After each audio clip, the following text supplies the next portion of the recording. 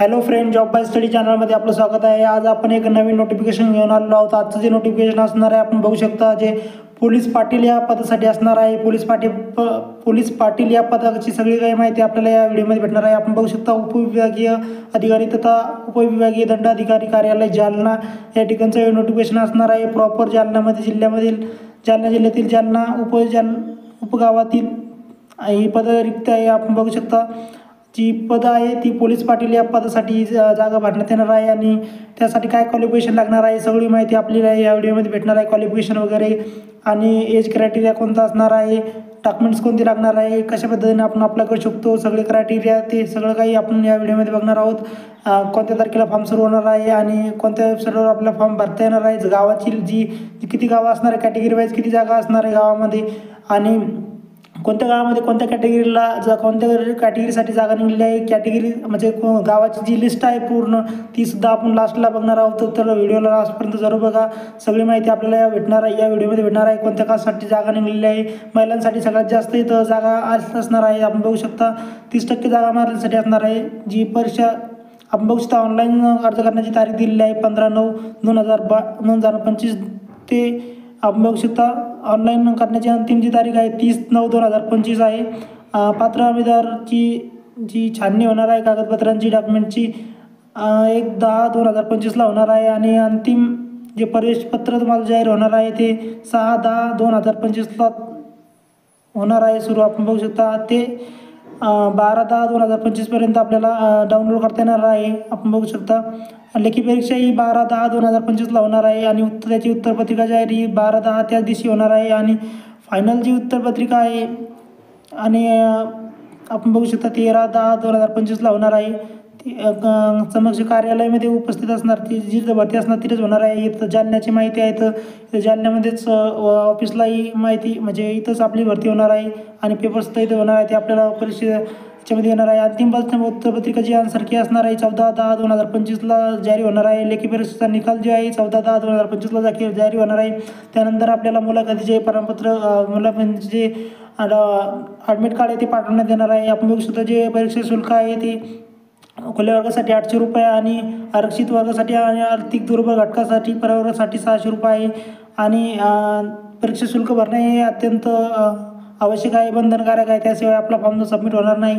आपण बघू शकता सर्व माहिती या वेबसाईटवर दिलेली आहे, त्या वेबसाईटवर दिलेली आहे आणि याच्यावर सगळी सविस्तर माहिती आपल्याला दिली आहे। याची PDF आपल्याला कुठं भेटणार आहे त्याची सुद्धा माहिती आपल्याला लास्टला भेटणार आहे। अर्ज कुठून करायचं त्याची लिंकसुद्धा आपल्याला लास्ट भेटणार आहे। कोणत्या गावामध्ये किती वॅकन्सी आहेत ती सुद्धा लिंक आपल्याला लास्टला भेटणार आहे। आपण बघू शकता पोलीस भरतीसाठी जी अर्थ आहे, जी शैक्षणिक पात्रता आहे ती बघून घ्या शकता। इथं आपण अर्जदाराला आपण बघू शकता 10वी उत्तीर्ण असणं गरजेचं आहे आणि अर्जदाराची वय सुद्धा 30/9/2025 रोजी घेतलं म्हणजे जाहीर 30/9/2025पर्यंत विचारात घेतलं जाणार आहे वय। आणि पोलीस पाटलाची पदकर्त्याचा आपण बघू शकता इथं जे काही डॉक्युमेंट्स आहे ते इथं दिलेले आहेत, आधार कार्डचा नंबर आणि शारीरिकदृष्ट्या सक्षम असलं पाहिजे, चारित्र्य प्रमाणपत्र असलं पाहिजे, त्याच्याजवळ लहान कुटुंब असलं पाहिजे आणि आपण बघू शकता पदकर्त्यांना इथं विविध प्रमाणपत्र वगैरे जे आहे ते ओरिजिनल डॉक्युमेंट्स आपल्याजवळ असले पाहिजेत। आपण बघू शकता परीक्षेचे स्वरूप इथं दिलं आहे। पोलीस पाटील पदासाठी लेखी परीक्षा असणार आहे आणि तोंडी परीक्षा 20 मार्काची असणार आहे, लेखी परीक्षा 80 मार्काची असणार आहे, एकूण 100 गुण असणार आहे आणि महिलांसाठी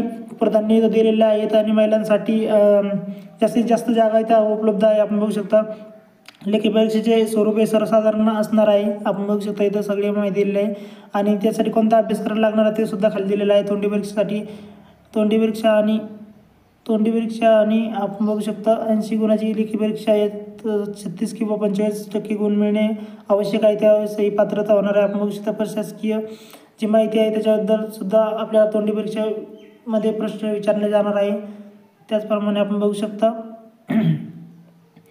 जी निवड पद्धत आहे ती अटी आणि शर्यती दिलेली आहे, ती आपण वाचून घ्यावी। आपण बघू शकता लेखीची परीक्षा आहे ती काळ्या पेनच्या बॉईल पेनचा उपयोग करावा लागणार आहे। आपण बघू शकता आणि इथं माहिती दिलेली आहे, नियमावली दिली आहे आपण बघू शकता आणि पोलीस पाटीलचे जे पाल्य आहे त्यांना सुद्धा इथं मोठ्या प्रमाणात आरक्षण भेटणार आहे आणि आपण बघू शकता स्थानिक रहिवासी असायला पाहिजेत, जो अर्जदार आहे स्थानिक रहिवासी असला पाहिजेत आणि त्याला त्याच ज्या ठिकाणी तो राहतो त्याच ठिकाणी अर्ज करता येणार आहे. एकच अर्ज आपल्याला करता येणार आहे, दुसऱ्या ठिकाणी आपल्याला अर्ज करता येणार नाही आहे. एकापेक्षा जास्त अर्ज केले तर आपले अर्ज बाद होणार आहे. आपण बघू शकता पोलीस पदासाठी खेळाडू वगैरे त्यांना आरक्षण इथं लागू नाही आहे. खेळाडू आणि आपण बघू शकता त्याचप्रमाणे SC ST हे आरक्षण इथं लागू आहे. माजी सैनिकांना आपण बघू शकता प्रकल्पग्रस्त माजी सैनिक यांना सारख्याला हे आरक्षण लागू नाही आहे. आपण इथं वाचू शकता. फील्ड वर्क असणार आहे त्यासुद्धा दिव्यांग विद्यार्थ्यांसाठी हे आरक्षण लागू नाही आहे. आपण इथं बघू शकता कारण की फील्ड वर्क आहे त्यासाठी नियम आहे इथं आपण बघू शकता. आणि त्याचप्रमाणे जे आरक्षित वर्ग आहे इथं मागावशी यांना इथं आरक्षण लागू आहे. तर प्रत्येक गावामध्ये एक ही पद निघणार आहे, एक वॅकन्सी निघणार आहे. त्यासाठी आपल्याला 3 कॅटेगरी वाईजचं पद निघणार आहे. आपण बघू शकता पोलीस पाटलांचे त्या वारसा त्यानंतर त्यांच्या शैक्षणिक अर्थाची इथं माहिती दिलेली आहे. आपण बघू शकता माजी सैनिक असलेले अर्जदार, वरिष्ठ असलेले अर्जदार यांना प्रथम प्राधान्य देण्यात येणार आहे.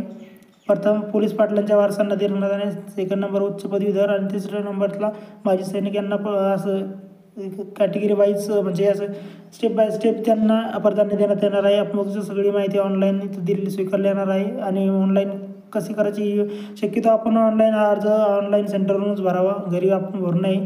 त्यावर वगैरे इथं क्वालिफिकेशन वगैरे दिलं आहे आणि अर्ज कसा भरायचा वगैरे ते दिलेलं आहे. कलर प्रिंट वगैरे कशी काढायची आपण बघू शकता.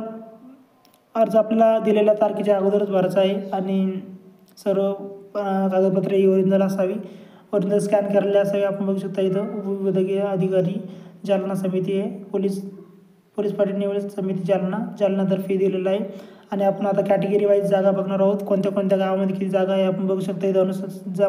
अनुसूचित जातीसाठी जालनामध्ये आंबेडकर नगर, देवगाव राजा, साखळगाव जालना आपण बघू शकता इथं जागा निघलेल्या आहेत.